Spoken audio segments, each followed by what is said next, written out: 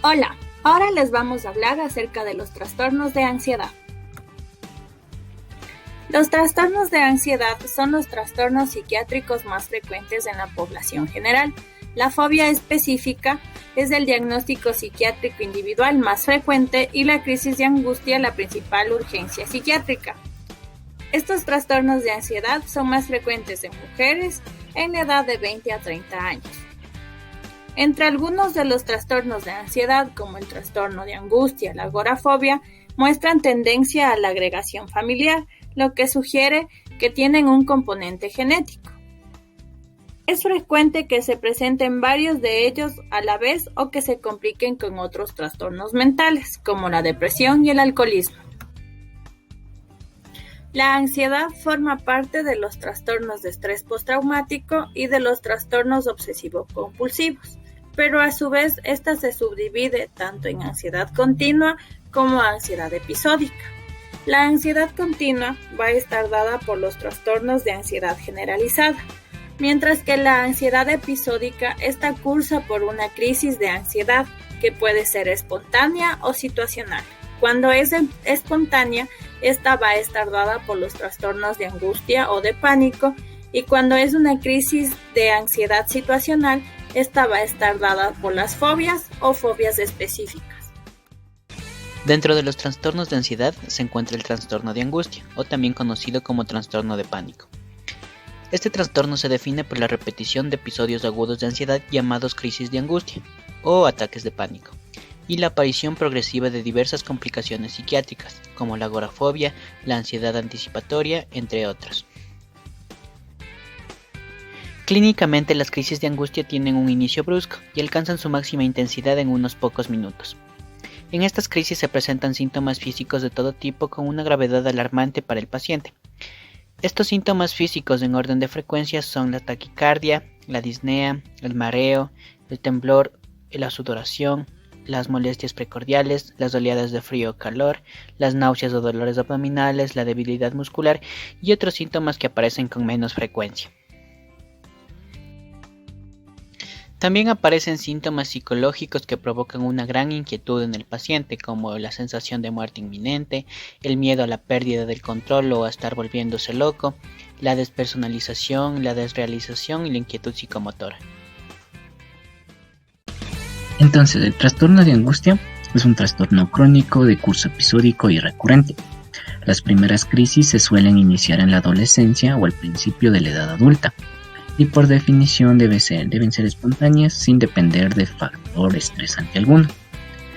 Con frecuencia estos síntomas van a despertar al paciente por la noche o pueden suceder cuando está también el paciente tranquilo. Posteriormente estos van a irse repitiendo en frecuencia de crisis, pueden aparecer con una frecuencia variable y en todo tipo de situaciones. Además, pueden condicionarse a estímulos diversos que facilitan su aparición o hacerse totalmente reactivas. Con el tiempo se desarrollan complicaciones psicológicas, como la vamos a ver en el siguiente cuadro. Entonces, se genera una crisis de pánico, nos puede conllevar a una preocupación constante por la repetición de las crisis, misma que nos va a conllevar a una ansiedad anticipatoria, que es la ansiedad anticipatoria, es el miedo a tener nuevas crisis.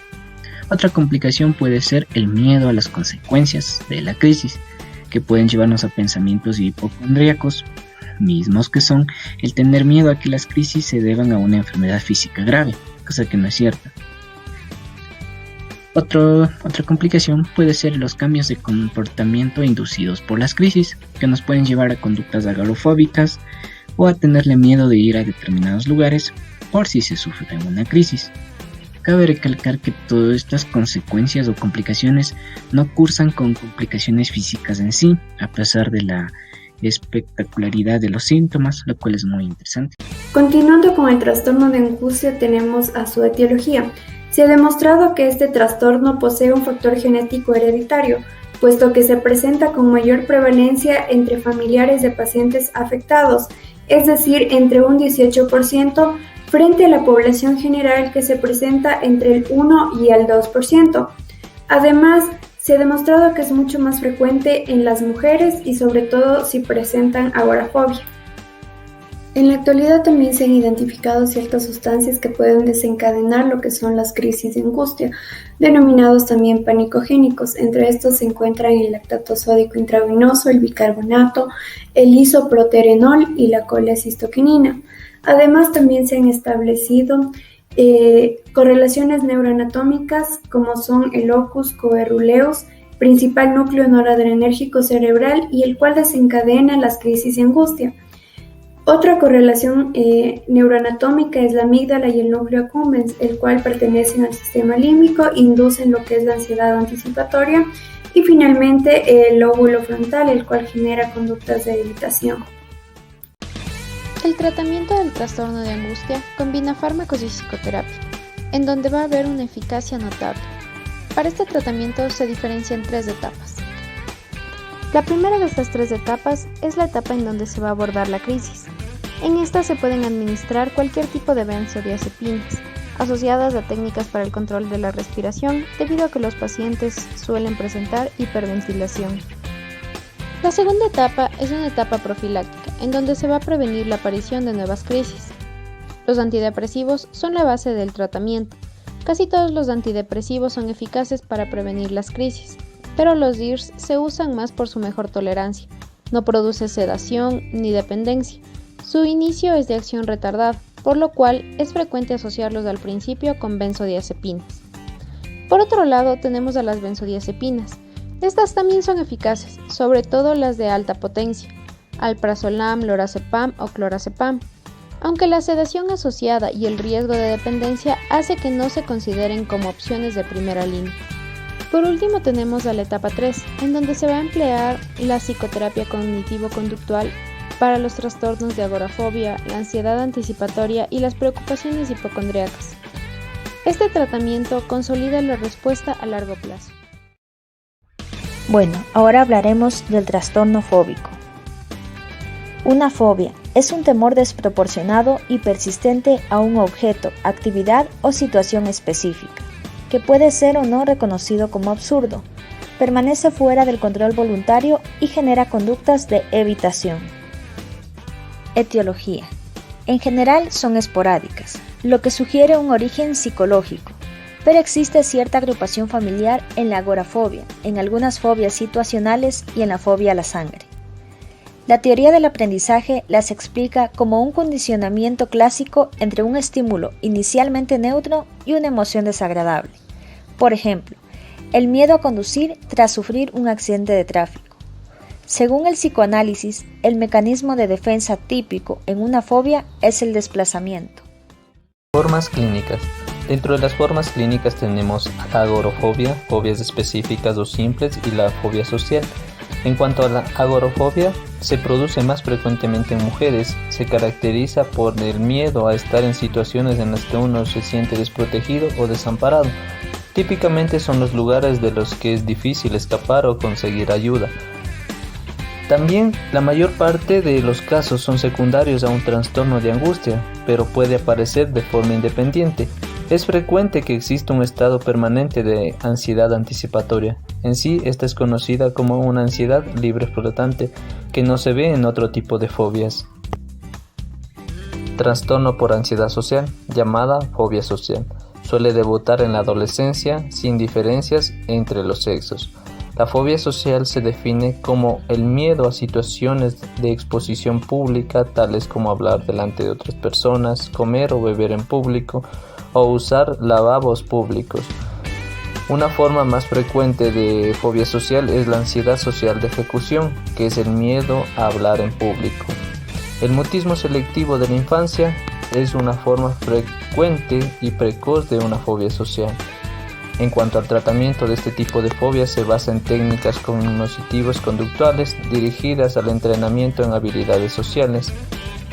Algunos antidepresivos han demostrado una gran eficacia en este tipo de pacientes con fobia social grave.